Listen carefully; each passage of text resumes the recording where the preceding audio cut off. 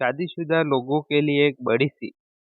पत्नी ने न जाने क्या किया था कि पति ने उसे एक के बाद एक कई थप्पड़ जड़ दिए।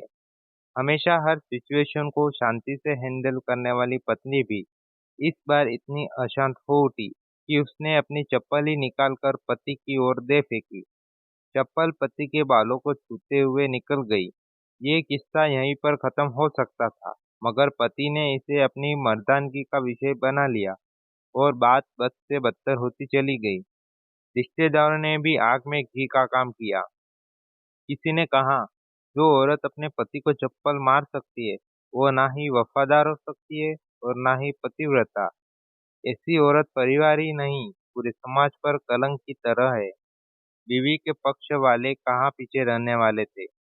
किसी ने कहा, 21वीं सदी में भी जो स्त्री के साथ मारपीट करते हैं उन्हें तो जेल भेज देना चाहिए। तो कोई कहता, जरूर उसको कोई और पसंद आ गई होगी, इसलिए अब पत्नी से मारपीट करने लगा। बात कोर्ट तक पहुंच गई। दोनों पक्षों ने एक दूसरे के खिलाफ केस फाइल कर दिया। पति ने चरित्रहीन होने का तो पत्नी ने दहेज और शारीरिक उत्पीड़न का आरोप लगाया। 2 वर्षों से अधिक समय के लिए केस चला था। इन 2 वर्षों के दौरान दोनों पति पत्नी अलग अलग रह रहे थे। इन 2 वर्षों के दौरान दोनों पक्षों के समर्थकों की संख्या कम होती गई थी। पहले जहां दोनों पक्षों में समर्थकों का समूह होता था, अब गिने चुने लोग रह गए थे।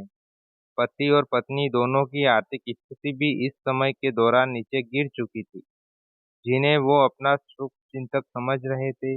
पैसों की बात आते ही उन्होंने भी अपना पलड़ा झाड़ लिया था। अगर कोई देने को राजी भी हुआ तो मोटे ब्याज की शर्त पर। आखिरकार वही हुआ जो सब चाहते थे, डिवोर्स।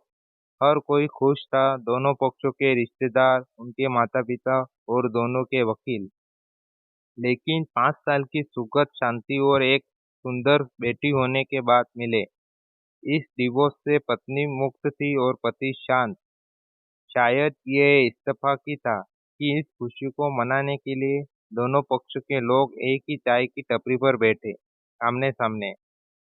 इत्तेफाक इसलिए क्योंकि ज्यादातर लोग जो एक दूसरे के विरोध पक्षों को सपोर्ट कर रहे थे, वे एक दूसरे को अच्छे से जानते भी नहीं थे। पति पत्नी भी इन सभी से दूर एक दूसरे के सामने मेज पर बैठे। पत्नी ने पति से कहा, अब तो खुश होंगे ना, तुम्हारे मन की जो हुई है, मुबारक हो। तुम भी तो आज जीत गई हो, मुझसे तलाक जो तुम्हें मिल गया। कॉन्ग्रेचुलेशन टू यू टू, पति ने कहा। तलाक को तुम जीत का प्रतीक समझते हो, पत्नी ने पूछा। पति चुप रहा। थोड़ी देर की शांति के बाद पति ने कहा, मुझे तुम्हें 5 लाख रुपए अभी और हर महीने 8 हजार देने का आदेश है। अभी मेरे पास पैसे नहीं है, इसलिए हमारा मतलब मेरा जो सिटी में फ्लैट है उसे तुम्हारे नाम कर देता हूँ। पत्नी बोली, लेकिन फ्लैट की कीमत तो 18 लाख की है। हाँ, लेकिन हमारी बेटी तुम्हारे साथ है और आगे जाके उसके खर्चे भी बढ़ेंगे। तुम्हें थोड़ी आसानी होगी।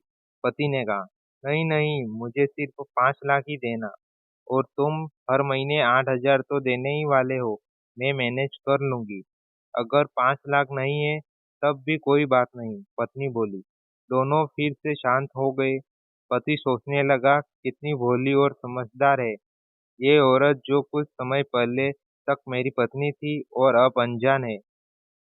ये वही है जो कम से कम खर्चे में घर चलाती और पैसे बचाकर मेरे जन्मदिन और बर्थडे पर हमेशा मेरे लिए नए कपड़े खरीद लाती।